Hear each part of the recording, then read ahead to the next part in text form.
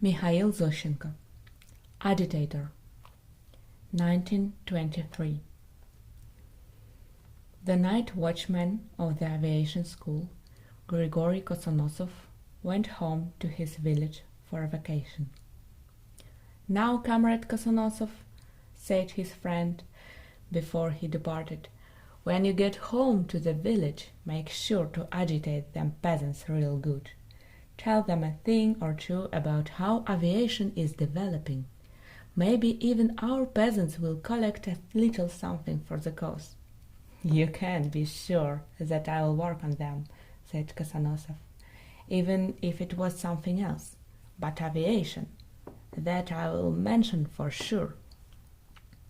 Kosonosov went home in the autumn, and immediately the first day upon arrival he went into the local Soviet. "If I could," he said, "I'd like to agitate, please. Can you organize a meeting, because I came all the way from the city?" "By all means you can," said the chairman. "I'll call together our peasants tomorrow."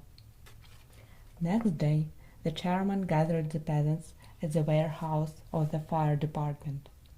Grigory Kosonosov went out in front of them, bowed slightly, and since he had no practice in delivering speeches, he started speaking with a trembling voice, faint-heartedly. "Well, no," he said, "aviation, peasant comrades. You are sort of backward folks, so politically speaking, let's say that here is Germany and there is Curzon, here is Russia and there is, speaking of which—" "What are you talking about, friend?" the confused peasants asked. "What I'm talking about?" Kosonosov got peeved. "I'm talking about aviation. It's developing.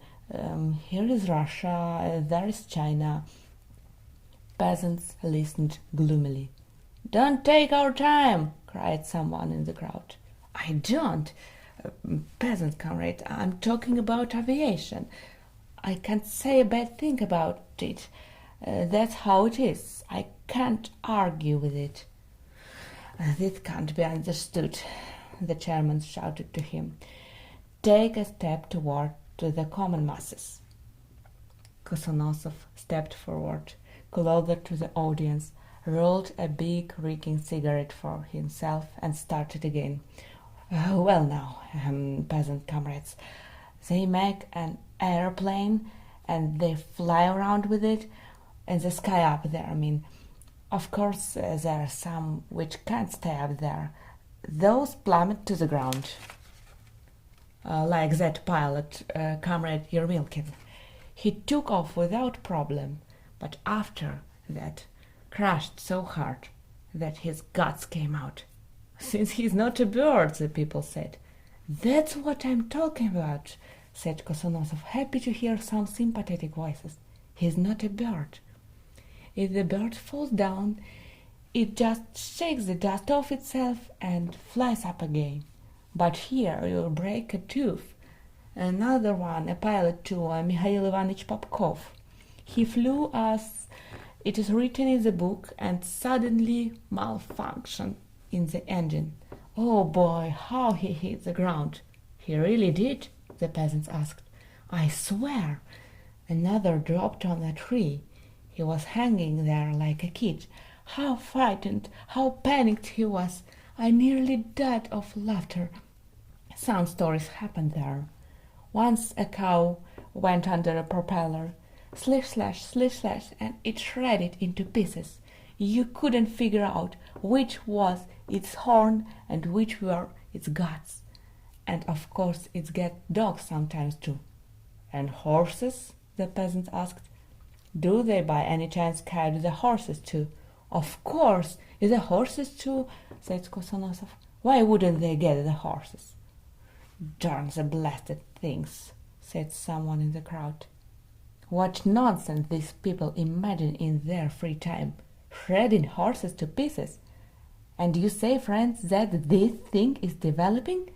"That's exactly what I'm saying," said Kosonosov. "That is developing, peasant comrades. Oh, well, now call together the village Soviet and vote in favor for giving a little something for development. Oh, why on earth should we vote in favor? Why? For an airplane, of course, said Kosonosov. With tired sighs and ironic giggling, the peasants started to leave. Mikhail Zoshchenko, Agitator, 1923.